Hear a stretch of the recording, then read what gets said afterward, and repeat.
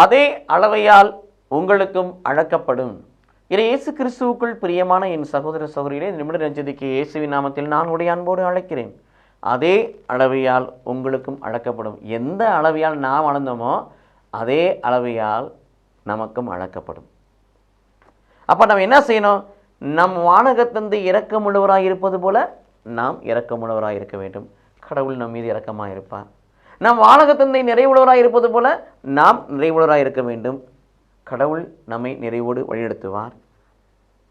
பிறர் குற்றவாளிகள் என நாம் தீர்ப்பளிக்காமல் இருந்தால் நாமும் தீர்ப்புக்கு உள்ளாக மாட்டோம்.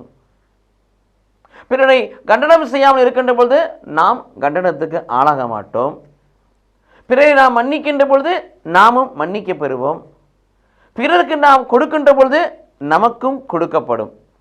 ஆக இதெல்லாம் செய்கிறோம் பார்த்தீங்களா? இதெல்லாம் நாம் செய்கின்ற பொழுது கடவுள் நமக்கு செய்வார். எந்த அளவையால் நீங்கள் அளக்கிறீர்களோ அதே அளவையால் உங்களுக்கு அளக்கப்படும். எதை விதைக்கிறோமோ அதை தான் அறுக்க முடியும். ஆக கடவுள் விரும்பியதை விதைப்போம், அதையே அறுவடை செய்வோம். கடவுள் நம்மை ஆசீர்வதிப்பாராக. ஆமீன்.